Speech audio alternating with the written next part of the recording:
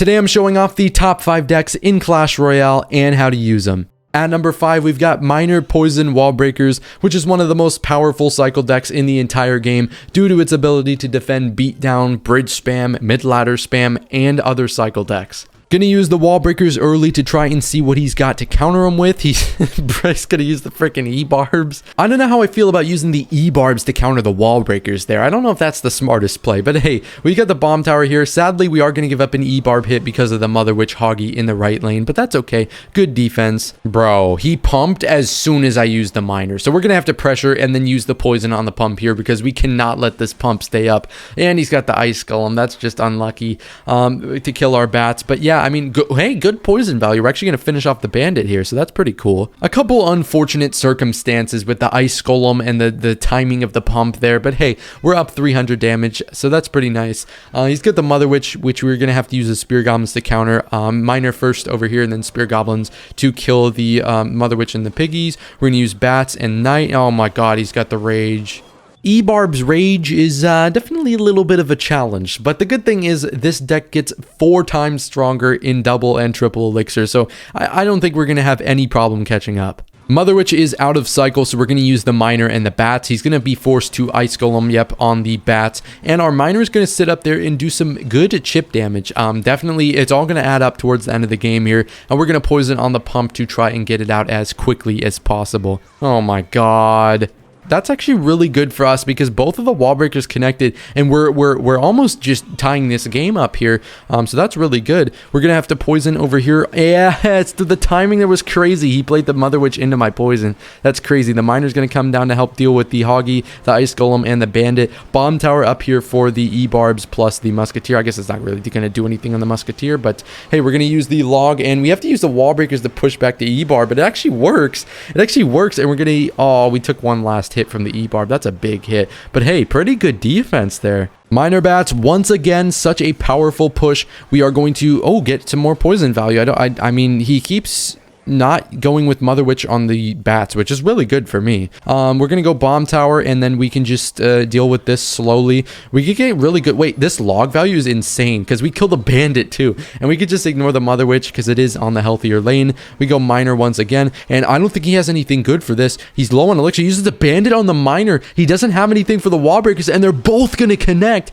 and we could just finish this game off with a poison. So even though we went down so much damage early in the game, double and triple elixir make this deck even stronger. At number 4, we've got this Goblin Giant Recruits deck, which is one of the best decks in the game, and looks like it is absolutely not one of the best decks in the game, because you just look at this, what the hell is this? Did Chat GPT make this? Like, it's so weird, but it's so good at the same time. Can you slow down, bro? We're just started. We are 20 seconds into the game. Real quick, we're playing this on Trophy Road because I don't have this abomination of a deck maxed on my mini account, so I had to go to my main account. But yeah, this deck is an abomination. The pump is going to allow you to get an insane elixir advantage like almost all the time, and then you're going to be able to use the recruit, the skelly drags, the mini P.E.K.K.A, Goblin Giant, Rage, and they're going to be just steamrolling opponents. So it's just a beautiful deck overall. We could just wait, hold on. We could just mini P.E.K.K.A Rage. Yeah, bro has no elixir. He spent it all on like building up a Prince Lumberjack push.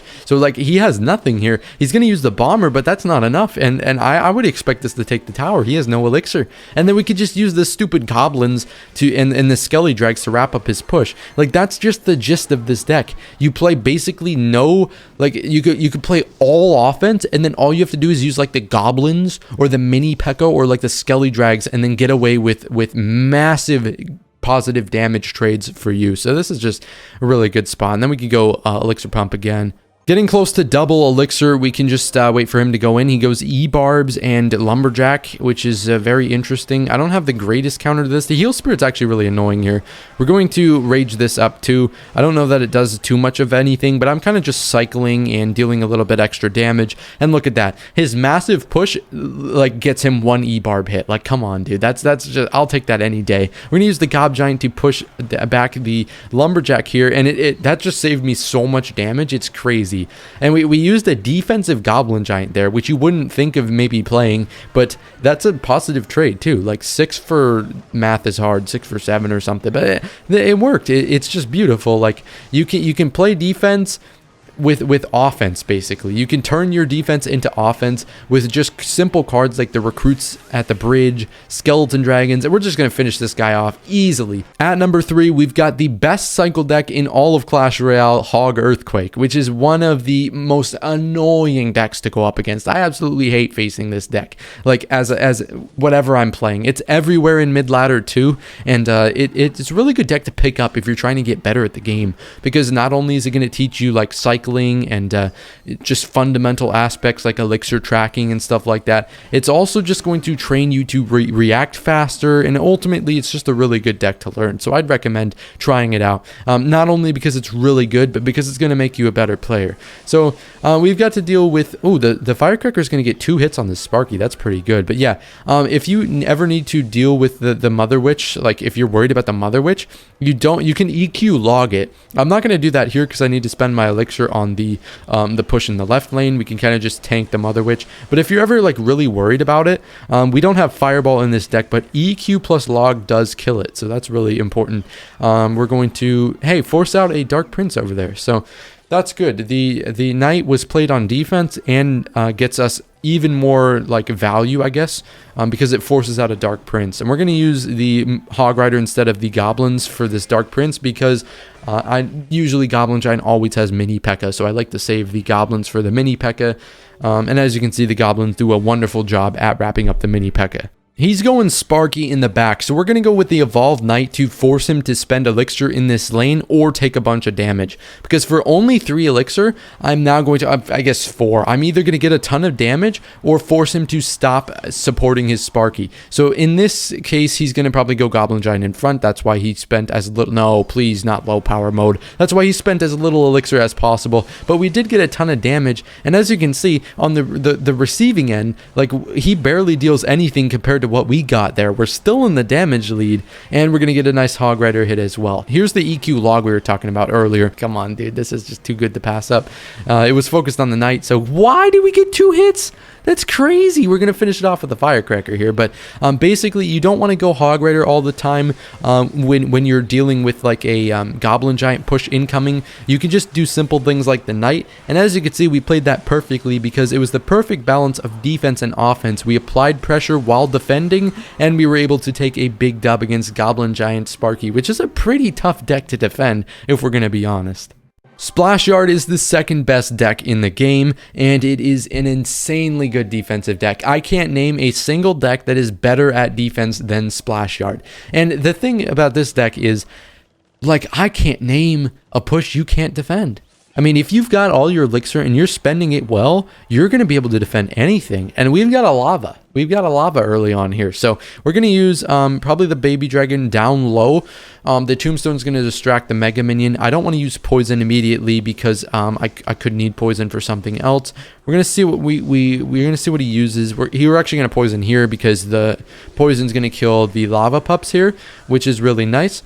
And the Ice Wizard will just deal with this balloon. And then we're going to Knights. We're probably going to take this balloon hit, but it's okay because we've got a little bit of a counter push incoming. So we're actually going to Tornado this back because I want to get some Knight damage. I'm trying to make up for the damage I took with the balloon. And as you can see, we do. We take him down to 27-10 and jump back in the damage lead. So that's definitely a good thing there. We're going to be careful when we go in with graveyards because lava players usually have barbarians. So it's going to be tough to deal with the barbarians. You know, you can't really kill them, so we got to be careful when we go in with lava and the graveyard. But here, this is going to be a graveyard that is really good because he went mega minion, and I'm assuming he's trying to go lava in front of that like he did earlier. He now can't do that because we forced him to spend elixir on the barbs, and now we can just use the Ice Wizard to wrap up this mega minion balloon push, and then I believe we can just probably use the Knight to distract all these barbarians while the Ice Wizard comes and helps out as well. So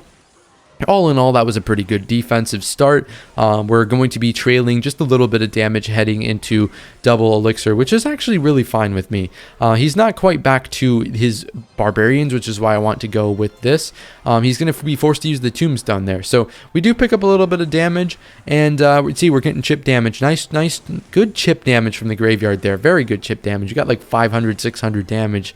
And now we've got to deal with his lava push. Definitely going poison here just to chip away at both, I guess, not both. Oh my god, all 4 of the cards on this side. The lava, the balloon, the mega minion, and the inferno dragon. So we're going to just tornado it all back. Ice wizard splashes all of it. And this is just a beautiful defense. We're still in the nice lead here. I don't think I want to go graveyard because he has, yep, the barb. So he predicted and failed. But yeah, he thought we were going to go in with a graveyard. Luckily, I am not your average Joe. I'm not going to do none of that. We are going to use the poison on the tombstone to get damage here because I don't really need the poison right now. Since we've got the ice wizard helping out against this lava hound, we could just use this tombstone as well to defend both the mega minion and the lava hound here. We're going to probably ice wizard again because this tombstone dies. We're going to have to ice wizard on top so that this balloon stays frosty. Yeah, I mean, I don't think we're going to... Okay, I thought we were going to take a hit, but we didn't take a hit, so I'm very happy about that.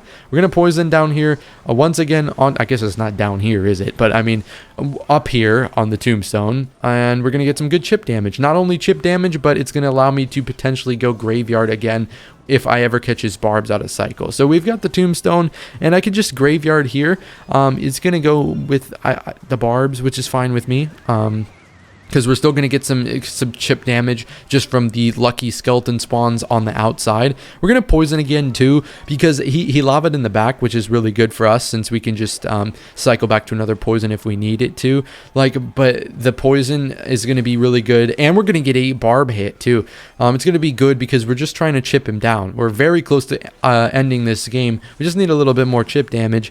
Going to go with the baby dragon here. Poison, like I said, we're going to be able to get back to poison. The cycle in this deck is not exactly... Why do you have freeze? It doesn't matter though. It doesn't matter. It doesn't matter.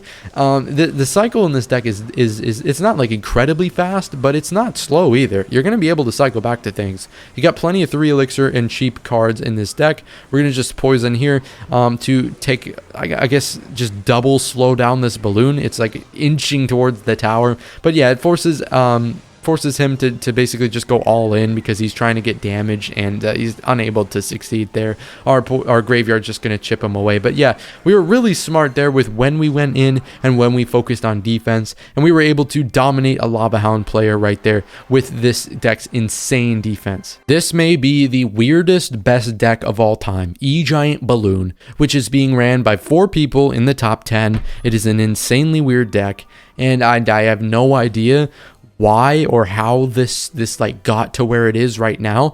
I know why, because it counters every single deck in the meta. Like every main deck in the meta can be beaten, I guess, by this E-Giant deck. But the weirdest thing to me is like it just came out of nowhere. Like if I had made this deck maybe 2 or 3 days earlier, I would not have said this is the best deck in Clash Royale. But this deck just came out of nowhere and is dominating ladder right now. So we're using it. Best deck. If you have it leveled, I would use it. I don't recommend like going out of your way to level up this deck, but if you have it within like usable range, I definitely recommend trying it out. It's really good. We're just going to use the knight, try and cycle back to our evolved knight as well. There's no reason not to. You know, when you have a choice between 2 cards and one of them is something you can evolve if you play it a couple times, you definitely want to choose the evolved one. So next, the knight is going to be evolved, which is beautiful. We can use the goblins here to just apply additional pressure. He goes barb barrel. That's okay. A little bit of a negative trade, but it's okay. I want to try and find out when I can use the balloon. That would be awesome. I really want to use the balloon here, because I guess we could just kind of tower trade because he doesn't have hunter. Fisherman's not really going to do anything because I've got the knight coming in as well. So we can kind of tower trade here. And then I want to see if I can get his air counters out late in the game. I can go with maybe like a balloon and try and ice out the game. Because I don't know if he knows that I have balloon. He might just still think it's an E-Giant deck. The surprise factor in this deck is really good. So we're going to use goblins here.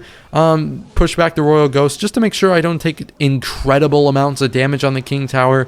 I want to be a little bit careful. Like I did tower trade, but I don't want to let him get too much, you know. So we're going to be able to probably just chill. I would think I'm going to wait on the E-Giant. Yeah, I was kind of waiting for him to go in, and we've got our Evolved Knight ready as well. So I'm going to Tornado back here just so the Royal Giant does not get nearly as much damage as it would. I'm going to go with the Berry here. Only giving up 1 hit from the Royal Giant is really nice. We're going to use the Evolved Knight to tank for our Berry, and probably going in with the E-Giant in just a second. We're going to go Goblins first over here just for some insurance in case we need to defend like a Royal Giant. Excuse me. Now we're going with the balloon. This is beautiful. We don't really have to worry about the Mother Witch over there on the Hoggies. It's not too much of a big deal. Beautiful fireball. Tornado right into the the Evolved Knight and the Bomber. I don't know why I said E-Barbs, but hey, that was pretty good right there. And now all we're going to need is either 2 fireballs or a fireball and like a balloon death bomb, or we could just try and get an E-Giant to the tower. There's a lot of E's in this video today. I'm getting confused. I'm sorry about that. But yeah, we can go E-Giant up here, and then I'm going to use the Bomber to try and drag back his Fisherman. And he puts the Fisherman inside the E-Giant. That's kind of anticlimactic. But hey, I hope you enjoyed this video. Let me know what you think of my ranking. Try out some of these decks, and I will see you guys all in the future. Make sure to use code INVADER, like, subscribe, and comment, and have a great rest of your day.